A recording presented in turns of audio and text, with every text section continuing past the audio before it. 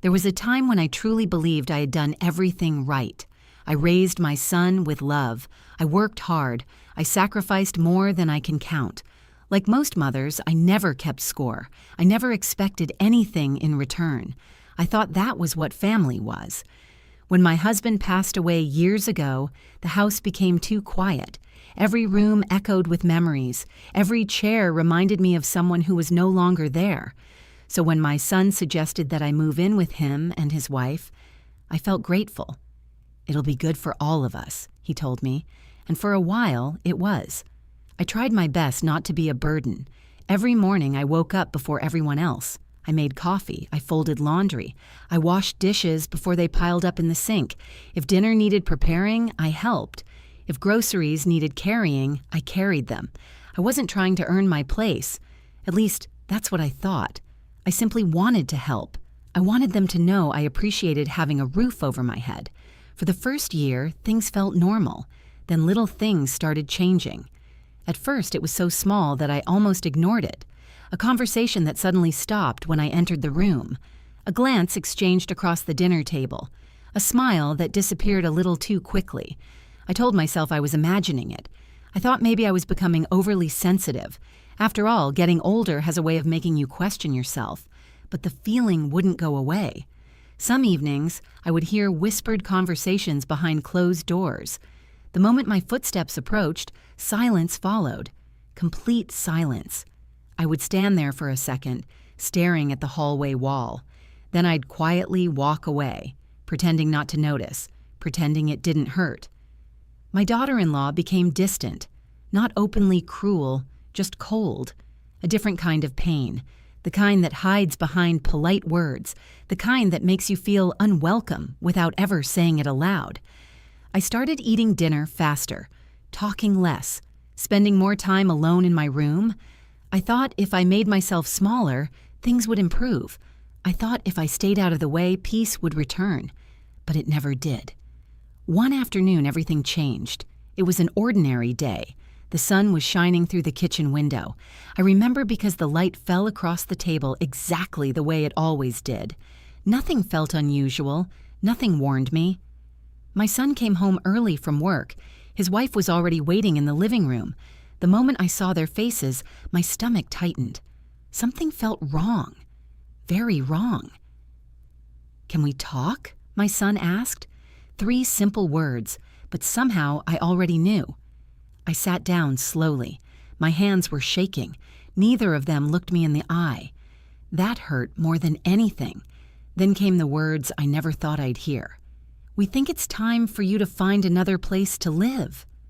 For a second, I honestly thought I misunderstood. I stared at them, waiting for someone to laugh, waiting for someone to explain, but nobody did. The room felt smaller. The air felt heavier. I couldn't believe what I was hearing. My own son. The little boy whose nightmares I comforted. The little boy whose scraped knees I kissed. The little boy I spent my life protecting. Now he sat in front of me, unable to defend me, unable to stop this. I looked at him, desperately, hoping he'd say something, anything. But he just lowered his eyes, and that silence broke my heart more than the words ever could. I wanted to ask 1,000 questions. What did I do wrong? When did I become unwanted? How long had they been planning this? But the answers wouldn't have changed anything. The decision had already been made. A few hours later, my belongings sat beside me on the sidewalk. A few boxes, a suitcase, a lifetime reduced to things that could be carried by hand. The front door closed behind me, and just like that, the place I had called home was no longer mine.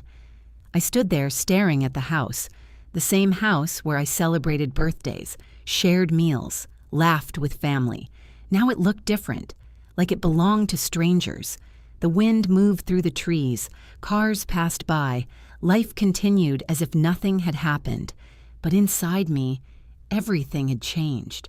I felt invisible, forgotten, disposable. I thought to myself, how does a mother spend decades loving a child only to find herself standing outside with nowhere to go? I didn't have the answer. Not then. Maybe not even now.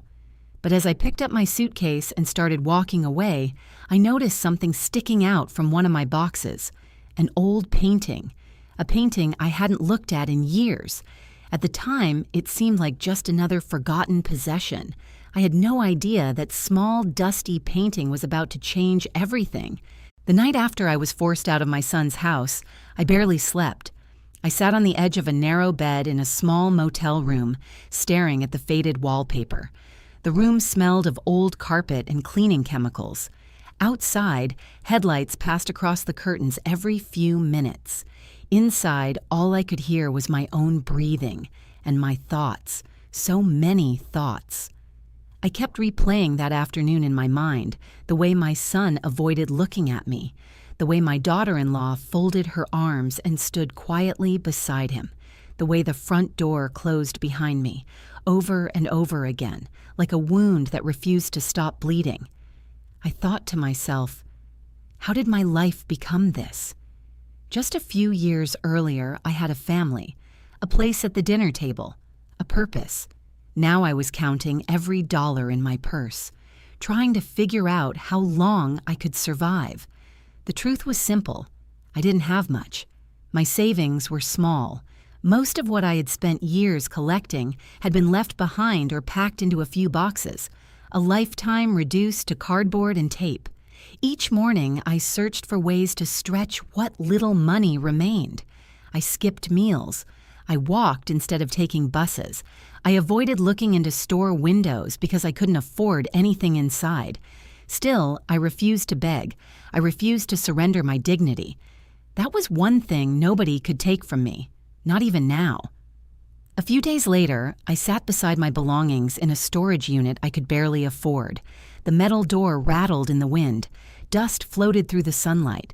I opened box after box, old photographs, holiday decorations, letters from years ago, pieces of a life that suddenly felt very far away. Then I found it, the painting. The same painting I had noticed sticking out of the box when I left my son's house. I carefully pulled it free. The frame was worn, the corners were chipped. A thin layer of dust covered the surface. I stared at it for a long time, not because it was beautiful, because of what it represented. Memories. Years ago, it had belonged to someone very important in my life, someone who believed that ordinary things often carried extraordinary stories. I remembered where it used to hang. I remembered seeing it every morning. I remembered the conversations that happened beneath it. Back then, I never imagined it would someday become one of the last things I owned. I ran my fingers gently across the frame. Part of me wanted to keep it forever, but another part of me knew I couldn't afford sentiment. Not anymore. Memories don't pay for food. Memories don't pay for shelter. Sometimes survival asks you to let go, even when it hurts. Especially when it hurts. The next morning, I carried the painting into a small thrift store on the edge of town. The bell above the door chimed softly as I entered. The owner looked up from behind the counter. He seemed kind enough. Tired, maybe. Like someone who had heard many difficult stories. I placed the painting on the counter. He examined it briefly, turned it over, shrugged. "It's old," he said. "Not sure anyone will want it." I nodded. I wasn't expecting much. To him, it was just an old painting. To me, it was part of my life. But life had already taught me that not everyone sees value the same way. After a moment, he reached into the register. "I can give you $5. $5. That was it. For years of memories. For one of the last connections to my past. $5. For a second, I nearly changed my mind. I almost picked it up and walked away. But then I thought about dinner, about tomorrow, about the motel bill, about reality. So I accepted. The owner handed me a worn $5 bill. I folded it carefully and slipped it into my purse. Then I turned around and walked toward the door. I didn't look back. I couldn't. Some losses are easier to survive when you don't watch them happen. Outside, the afternoon sky was gray. The wind felt colder than before. I walked slowly down the sidewalk. My purse felt slightly heavier. My heart felt much lighter, and not in a good way. I thought to myself, Maybe this is what starting over feels like. Maybe rebuilding your life means letting pieces of the old one disappear. I know. All I knew was that the painting was gone, and with it, I believed the last valuable piece of my past had disappeared forever. Didn't. But life has a strange way of hiding its biggest surprises inside ordinary moments. 3 days later, I was sitting alone when I heard an unexpected knock at the door, a firm knock, not angry, not friendly, official. I frowned and stood up slowly. I wasn't expecting anyone. Certainly not strangers. When I opened the door, my breath caught in my throat. 2 police officers were standing outside, and the first thing they asked about was the painting. For a moment, I simply stood there staring. 2 police officers at my door. My heart immediately began to race. I couldn't think of any reason they would be looking for me. Had something happened? Was someone hurt? Had my son gotten into trouble? 1,000 thoughts rushed through my mind at once. One of the officers offered a polite smile. "Ma'am, we'd like to ask you a few questions about a painting." A painting. I blinked. The words sounded strange coming from a police officer. For a second, I wondered if I had heard him correctly. "The painting I sold?" I asked. "Yes," he replied. My stomach tightened. I suddenly felt nervous. Had I done something wrong? The officers reassured me that I wasn't in any trouble. Still, I invited them inside with shaking hands. The small motel room suddenly felt even smaller. They sat across from me and began asking questions. Where had the painting come from? How long had I owned it? Did I know anything about its history? I answered as best as I could. The truth was simple. I had inherited it many years ago from a relative who had always loved collecting old artwork. The painting had hung on walls, gathered dust, survived moves, and followed me through different chapters of life. But beyond that, I knew very little about it. Certainly nothing that would attract police officers. Then one of them explained. A local art dealer had visited the thrift store. The moment he saw the painting, something caught his attention. He believed it might be connected to a collection that had disappeared decades earlier, a collection that experts had spent years trying to trace. I couldn't believe what I was hearing. That old painting? The one I sold for $5? The hone everyone thought was worthless? Suddenly, my entire body felt numb. The officer continued speaking. Experts had examined the piece. Records had been reviewed. The history behind the painting was far more significant than anyone had realized, far more valuable, too. I sat there in complete silence, my hands resting in my lap, my mind struggling to catch up.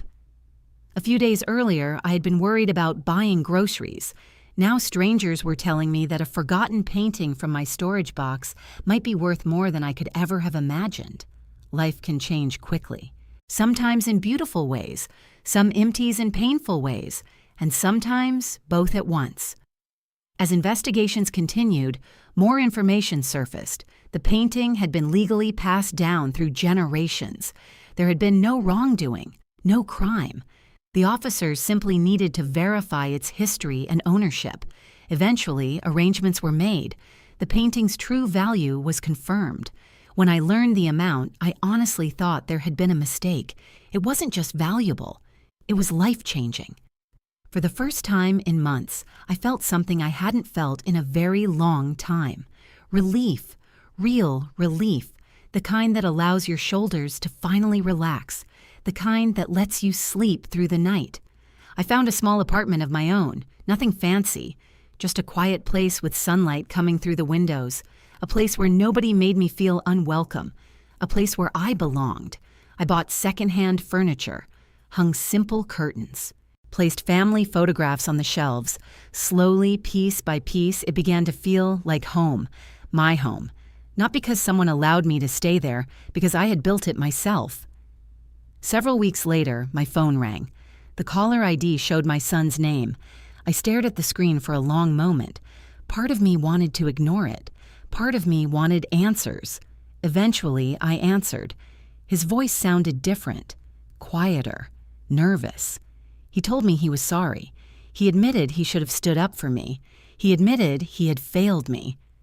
There was a long silence between us, the kind of silence that carries years of emotions, pain, regret, love, disappointment. I listened, and when he finished speaking, I realized something important. The money had changed my circumstances, but it hadn't healed my heart. Only time could do that. Only forgiveness could do that. Not forgiveness for what happened, but forgiveness for myself, for carrying the hurt, for carrying the anger, for carrying the weight of questions that had no answers. I thought to myself, holding on to bitterness would only keep me trapped in the same place. So I chose something different. I chose peace, not because anyone deserved it, because I deserved it. Months later, I often sat beside my apartment window with a cup of coffee in my hands, watching the morning light spread across the trees, watching ordinary life continue. And sometimes I would think about that painting, the one I sold for $5.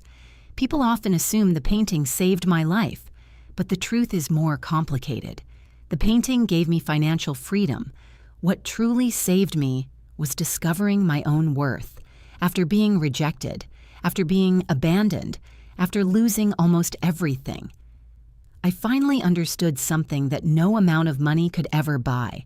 My value had never depended on a house, a painting, or someone else's approval. It had been there all along, waiting for me to see it.